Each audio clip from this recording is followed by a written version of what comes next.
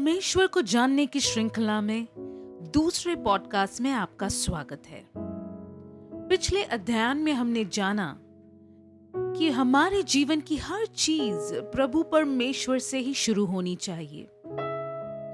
मैं आशा करती हूँ और यीशु मसीह के नाम से प्रार्थना करती हूँ कि जिसने भी हमारे पहले पॉडकास्ट को सुना है उसने अपने जीवन के सभी क्षेत्रों की शुरुआत प्रभु से ही की है। आमेन। आज का अध्ययन उत्पत्ति पहला अध्याय दूसरे वचन से लिया गया है, जो कहता है कि पृथ्वी बेढोल और सुनसान पड़ी थी और गहरे जल के ऊपर अंधियारा था तथा परमेश्वर का आत्मा जल के ऊपर मंडरा रहा था। इस पाठ के अनुसार पृथ्वी खाली और सचमुच गड़बड़ी में थी।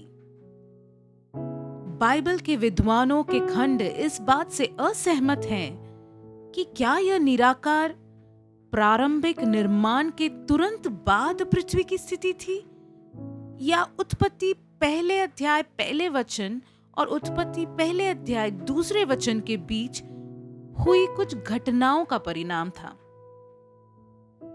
खैर, अगर परमेश्वर को यह चीज बताना ही था कि इन दो वचनों के बीच क्या हुआ होगा, तो क्या इसका उल्लेख वे खुद उनके वचन में नहीं करते?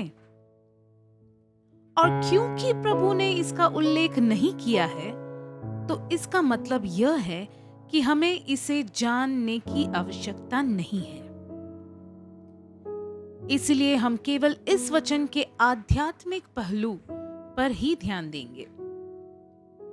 इस वचन में हम देखते हैं कि पृथ्वी गहरे पानी से ढकी हुई है, पूरी तरह से अंधेरे में है और परमेश्वर की आत्मा जल पर मंडरा रही है। यहां पर हमें दो चीजों को समझना है। पहली बात, पृथ्वी बेढोल है, खाली है और अंधेरे से भरा है। दूसरी बात, फिर भी परमेश्वर की आत्मा इस अंधकार में आगे बढ़ रही है। लेकिन क्यों? ये जानने के लिए मैं चाहती हूं कि मेरे साथ आप भी पृथ्वी के इस उपरोक्त स्थिति की कल्पना करें।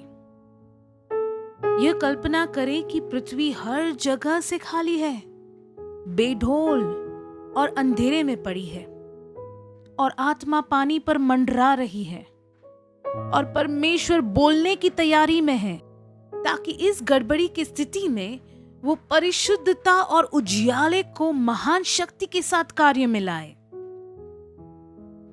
आज आपका जीवन निराकार, खाली और अंधकार से भरा होगा, लेकिन आप यह ना भूलें कि पवित्र आत्मा आपकी स्थिति पर मंडरा रही है, परमेश्वर से एक शब्द पाने की प्रतीक्षा कर रही है और वो शब्द है ऐसा हो।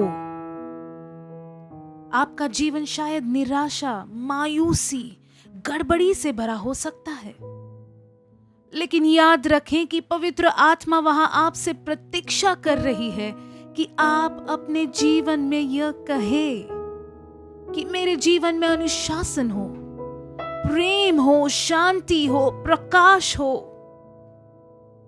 और जब आप अपने जीवन में परमेश्वर के शब्द को बोलते हैं तो आप चीजों को सही होता देख पाएंगे,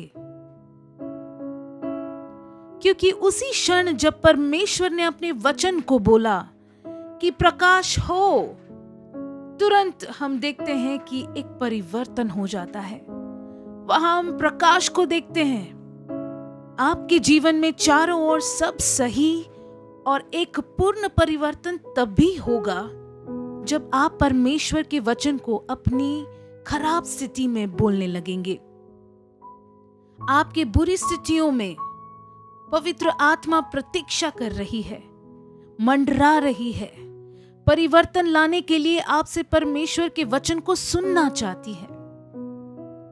आगे बढ़ें और जीवन का शब्द, प्रकाश का शब्द, प्रोत्साहन का शब्द को अपने जीवन में बोएं और पवित्र आत्मा को आपके जीवन में बदलावट लाने के लिए और परिवर्तन लाने की अनुमति दे।